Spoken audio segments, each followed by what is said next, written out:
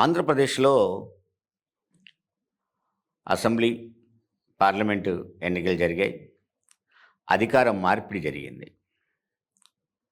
చంద్రబాబు నాయుడు ఎన్డీఏలో భాగస్వామిగా, కూటమిగా ఎన్నికల్లో విజయం సాధించాడు.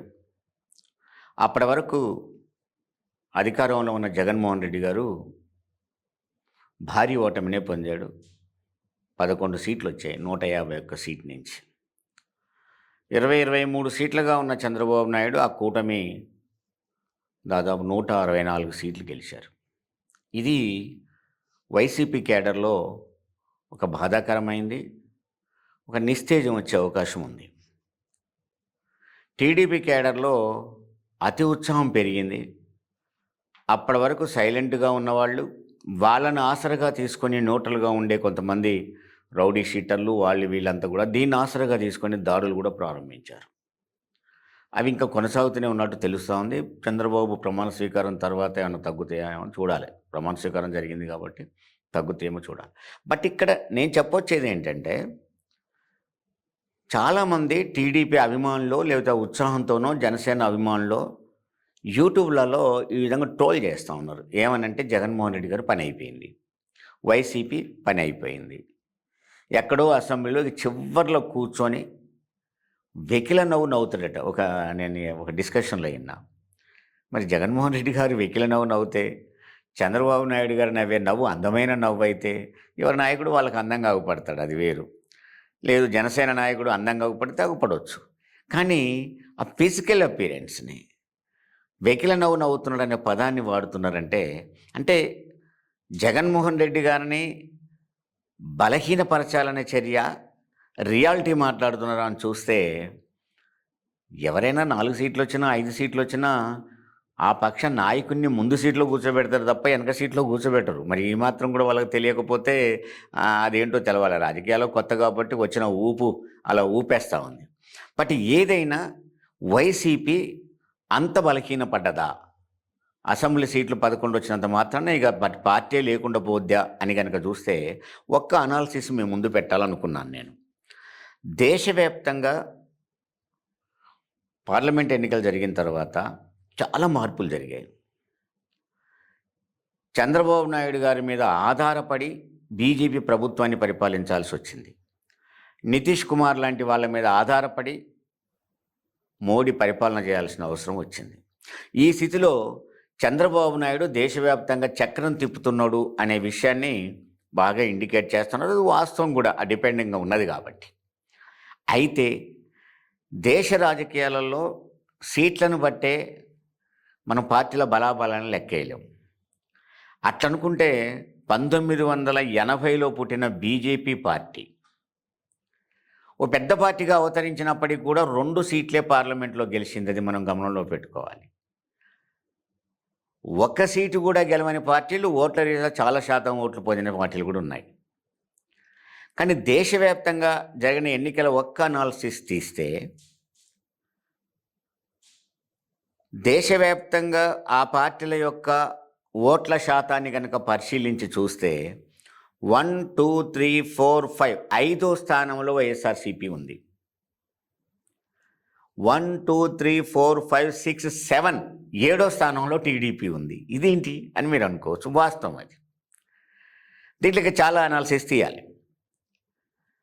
జాతీయ పార్టీలైన బీజేపీ, కాంగ్రెస్లు సహజంగానే ఫస్ట్ సెకండ్లో ఉన్నాయి. ఎస్పీ, బీఎస్పీ, అలాగే తృణమూల్ కాంగ్రెస్ జాతీయ పార్టీలుగా, ప్రాంతీయ పార్టీలుగా ఆ ఓట్ల శాతాన్ని బట్టి పడిపోతూ వస్తూ ఉన్న పరిస్థితులలో కూడా ఇప్పటికీ ప్రాంతీయ పార్టీలు అనేవి మిగిలి ఉన్నాయి. వాటి తరువాత వైఎస్ఆర్సీపీ తరువాత అది తెలుగుదేశం పార్టీ యొక్క ఓట్ల శాతం కనపడుద్ది మనకి. అంటే దేశవ్యాప్తంగా ఓట్లలో తెలుగుదేశం పార్టీది 7వ స్థానం, వైఎస్ఆర్సీపీది 5వ స్థానం. అయితే కొంతమంది ఒక విచిత్ర వాదన కూడా తీసుకొస్తూ ఉన్నారు. ఏమని? వైఎస్ఆర్సీపీ ఎక్కువ సీట్లలో పోటీ చేసింది, టీడీపీ తక్కువ సీట్లలో పోటీ చేసింది కాబట్టి ఓటింగ్ తక్కువ పడుతుంది అని. ఇది తప్పు అనాలిసిస్. ఎందుకంటే 3 పార్టీల పొత్తులో గెలిచినప్పుడు తను పోటీ చేసిన 20 సీట్లలో జనసేన ఓట్లు, బీజేపీ ఓట్లు కూడా కలిసే ఉన్నాయి. వీళ్ళ వాదన ఏంటి? 25 సీట్లలో 5 సీట్లలో జనసేన, బీజేపీ పోటీ చేసింది కదా, కాబట్టి ఓట్లు ఎక్కువ కనపడతాయి, కూటమి ఓట్లు. అది కూటమి ఓట్లు. వ్యక్తిగతంగా చూసినప్పుడు ఎవరి ఓట్లు వాళ్ళకే బ్యాలెన్స్. ఎందుకంటే 20 సీట్లలో వాళ్ళ ఓట్లు ఉన్నాయి, 5 సీట్లలో వీళ్ళ ఓట్లు ఉన్నాయి. వ్యక్తిగతంగా ఎవరి ఓటు వాళ్ళదే ఓటు.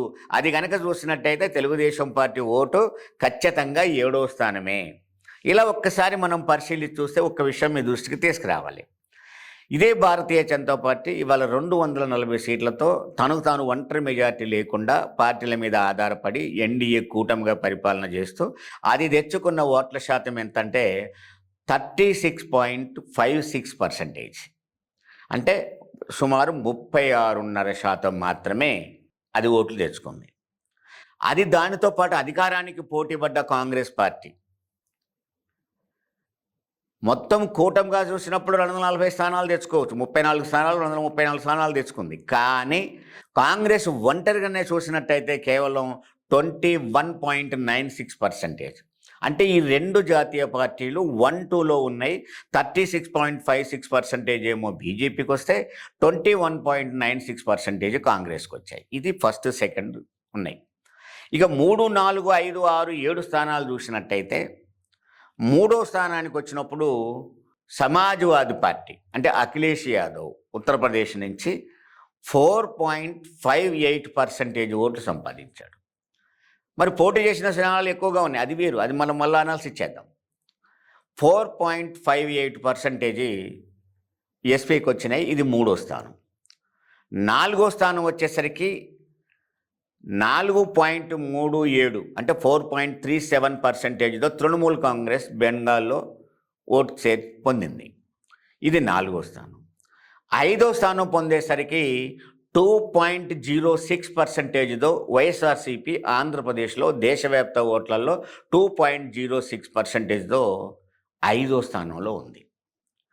6వ స్థానంలో వచ్చేసరికి బీఎస్పీది అదే ఉత్తరప్రదేశ్ నుంచి 2.04%, నియర్లీ వైసీపీకి దగ్గరలో 2.04%తో 6వ స్థానంలో బీఎస్పీ ఉంటే 1.98% అంటే 2% కంటే తక్కువ 1.98%తో టీడీపీ 7వ స్థానంలో ఉంది.